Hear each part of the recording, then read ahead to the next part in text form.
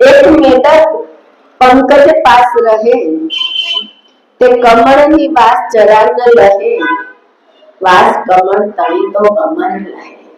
એટલે જીવાત્માને કેવું બનવું પડે? હમરાજી. અને એ ભમરો આપણે જોઈએ કે પોદરાની અંદર દીકલો થાય, પછી પોદરા મારીએ, પછી જેના બે નસકોરા હોય એમાં પોદરાની સુગંધ આવી જાય તો એને પછી પુષ્પની સુગંધ ઉપર બેસે તો પુષ્પની સુગંધ આવતી નથી.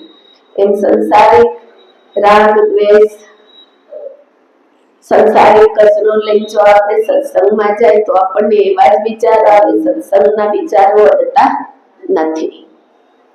એટલા માટે આપણા મહાત્મા પુરુષો કહે છે કે અંતકરણ આપણું શુદ્ધ હોવું જોઈએ અને નિર્મળ મને સત્સંગ ખૂબ ખેડવો જોઈએ અને ભમર જેવો સ્વભાવ હોવો જોઈએ, તો આપણે ભગવાનની દિવ્ય સુગંધને ગ્રહણ કરી શકીએ.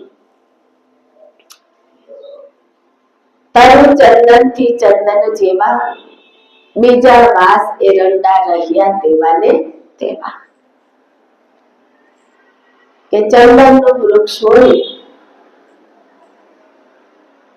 તો બધા જ ઘણા બધા ચંદનના વૃક્ષ હોય, બધામાં એકથી ચંદનની સુગંધ હોય, પણ વાસને એરંડામાં ક્યારે ચંદનની સુગંધ બેસતી નથી. એમ જીવાત્મા જો વાસને એરંડા જેવું હોય તો એમાં સત્સંગનો રંગ લાગતો નથી અને ભગવાન પ્રિય લાગતા, ભગવાનમાં શ્રદ્ધા નિષ્ઠા નથી. એને સાધુ સંતોને ઓળખવાની એનામાં પારક દ્રષ્ટિ નથી. શું કામ? અહંકાર અભિમાન રૂપી પડદો આડો છે, એટલે અંતરચક્ષુ ખીલતી નથી અને અંતકરણ મલિન રહી જાય છે. તારું ચંદનથી ચંદન જેવા, બીજા વાસ એરંડા રહ્યા તેવાને તેવા, તેને કાંઈ લેવા કે નહીં દેવા. તું વેદ પુરાણ ઘણું સાંભળે, તારા મનની દુખતા કાંઈ ન ટળે, સાચા રંગ વિના હરી નહીં મળે. કે સાચો ભક્તિનો રંગ અને જ્ઞાન સમજીશ તો જ રંગ ચડશે ને ગ્રહણ કરીશ તો જ. જેમ થાક્યા ફેરા ફરી ફરી, થયા કાયર મહેનત કરી કરી, તું ન થાક્યો દેહ ધરી ધરી. કે તું ન થાક્યો દેહ ધરી ધરી, કહે મહાત્મા આ તો સત્ય સમજે સુખ થાય ખરું.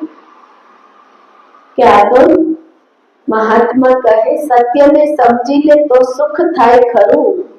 તારું જન્મ મરણનું દુઃખ જાશે, આગળ રીતે હરી ઓળખાશે. કે સત્સંગે જઈશ તો તને પ્રીતિથી હરી ઓળખાય જશે. શ્રી સદગુરુ ભગવાન